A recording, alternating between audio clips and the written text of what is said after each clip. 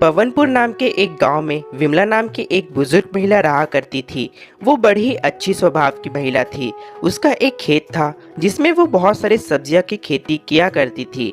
इस बार उसके खेत में बहुत सारी सब्जियां उगाए थे जिसे वो देख बहुत खुश थी। अरे वाह, मेरे खेत में तो बहुत सारे सब्जियां उगाए हैं। इन सारी सब्जियों को तो बेच मुझे बहुत सारे पैसे मिल जाएंगे।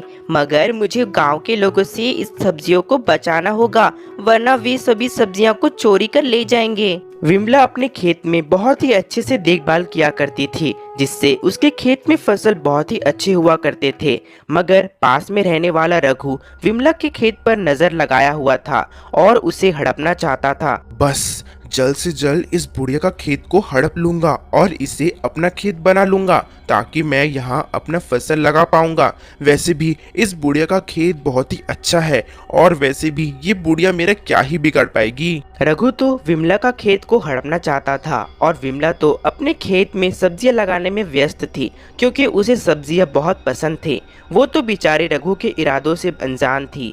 वो तो अपनी सब्जियों को बेच बहुत सारे पैसे कमा रही थी। फिर एक दिन विमला अपने खेत का सारा काम खत्म करके घर जाने को तैयार हो रही थी। तभी उसके खेत में रघु आ जाता है।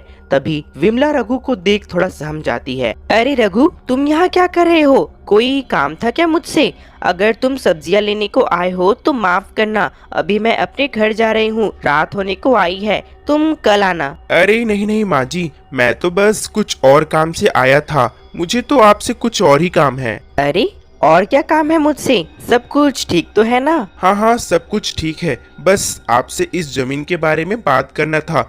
मुझे ये जमीन खरीदना था आपसे। विमला ये सुन बहुत गुस्सा हो जाती है। क्या?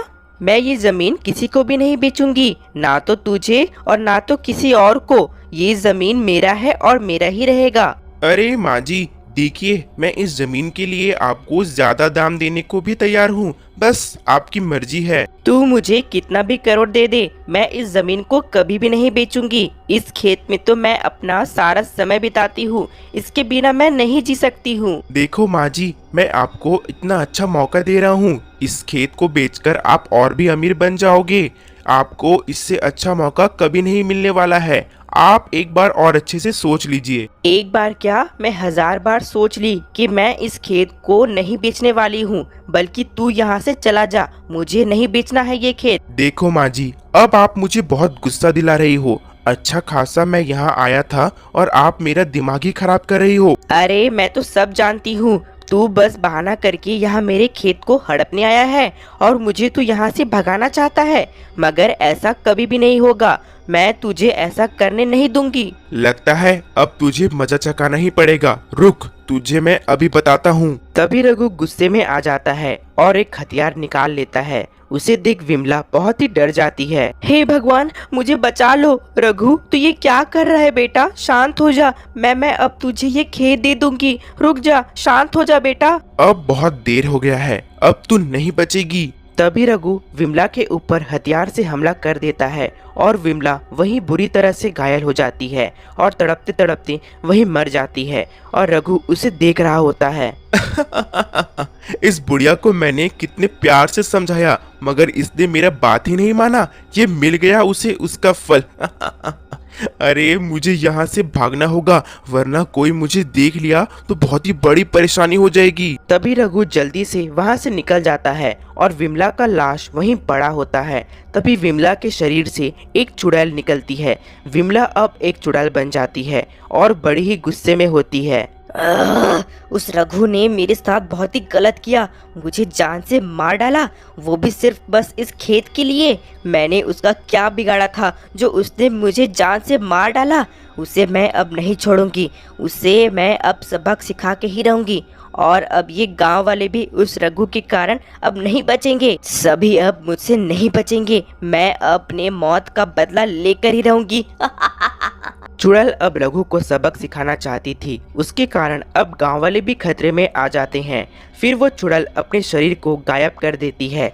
अगली सुबह रघु वहां चुपके से आता है और वो देखता है कि वहां विमला का शरीर नहीं है। अरे ये क्या हो गया? उस बुढ़िया का लाश कहाँ गायब हो गया? मैंने तो उसे कहीं छुपाया भी नहीं था, तो वो गायब कहाँ हो गया? लगता है किसी को उस लाश के बारे में पता चल गया है। रघु कुछ करता कि तभी वो चुड़ैल वहां आ जाती है। उसे देख रघु का हाल बेहाल हो जाता है। हे भगवान, ये चुड़ैल कहाँ से आ गई? मैंने कुछ नहीं किया है, मुझे जाने दो, जाने दो। रघु, तू भूल गया जिसे तूने कल रात मारा था। तू क्या सोचा कि तू मुझे मारकर बच जाएगा, मगर ऐसा कभी नहीं हो सकता। अरे बाप रे, ये तो वही विमला है। अब तो ये चुड़ैल बन गई है। नहीं नहीं, मुझे कुछ मत करना, मुझे जाने दो, जाने दो। तुझे तो मैं सबक सिखाकर ही रहूंगी। तू क्या सोचा कि तू मुझे मारकर बच जाएगा, मगर ऐसा नहीं होगा। तुझे तो मैं पूरे गांव वालों के सामने लाकर ही रहूंगी, और उन गांव वालों को तेरा असलियत पता भी चलना चाहिए कि तूने कितना बड़ा कातिल है। तभी रघु वहां से अपना जान बचाकर भाग जाता है, मगर वो चुड़ैल उस रघु को अब नहीं छोड़ने वाली थी। फिर कुछ दिनों के बाद गांव वालों को विमला के मृत्यु के बारे में पता चल जाता है, मगर उन्हें क्या पता था कि उसकी मृत्यु कैसे हुई है। फिर वहां कुछ लोग बातें कर रहे होते हैं। अरे भाई, ये विमला काकी का मृत्यु कैसे हो गया यार? वो तो बेचारी बहुत ही अच्छे स्वभाव की थी, पता नहीं अचानक क्या हो गया यार। हाँ यार, मुझे तो कुछ और ही लग रहा है। हो सकता है किसी ने उनका हत्या कर दिया हो। मुझे कुछ अजीब लग रहा है यार। वे दोनों बातें कर रहे होते हैं कि तभी वहां वही चुड़ैल आ जाती है। उसे देख वो दोनों बहुत डर जाते हैं। अरे बाप रे, यहाँ तो चुड़ैल कहाँ से आ गई? मर गए रे। अरे अरे अरे, तुम दोनों मुझसे डरो मत, मैं तुम्हें कुछ नहीं करूंगी। मैं तो यहाँ तुम दोनों को कुछ बताने को आई हूँ जो मेरे साथ हुआ है। मैं वही विमला हूँ जिसका खेत था। क्या विमला काकी? आप चुड़ैल कैसे बन गई? आपके साथ ये कैसे हो गया? ये सब उस दुष्ट रघु ने किया है। उसी ने मेरे खेत में आकर मेरा हत्या कर दिया, जिससे मैं चुड़ैल बन गई, क्योंकि वो मेरे खेत को हड़पना चाहता था। इस वजह से उसने मुझे मार डाला। अब मैं तुम्हारे मदद चाहती हूँ। तुम दोनों उस रघु को जाकर उसके किए का सजा दो, उसे पुलिस के हवाले कर दो, तभी मुझे इस चुड़ैल के रूप से मुक्ति मिलेगा। विमला जी, आप चिंता मत करिए। अब हम उस रघु को सबक सिखाकर ही रहेंगे, उसे पुलिस के हवाले करके ही रहेंगे। फिर वो गांव वाले पुलिस को बुलाकर उस रघु के बारे में सारी बात बता देते हैं। फिर वे सभी रघु के घर जाकर उसे घर में पकड़ते हैं। रघु घर में ही होता है। अरे अरे, ये आप सभी मेरे घर में कहाँ घुसे चले आ रहे हैं? और ये पुलिस मेरे घर में क्या कर रही है? तुम ऐसे बात कर रहे हो जैसे तुम्हें कुछ पता ही नहीं हो। तूने विमला जी का हत्या किया है और हमें सब कुछ पता चल गया है, और तुझे मैं गिरफ्तार करने को आया हूँ। अरे नहीं नहीं, मुझे माफ कर दो। मैंने वो जानबूझकर नहीं किया था, वो मुझसे गलती से हो गया था। वो तो अब तुझे पुलिस थाने में ही पता चलेगा। चल चल। फिर पुलिस रघु को पकड़कर थाने ले जाते हैं और उसे जेल में डाल देते हैं। और एक तरफ उन गांव वालों को वो चुड़ैल उन्हें धन्यवाद करती है।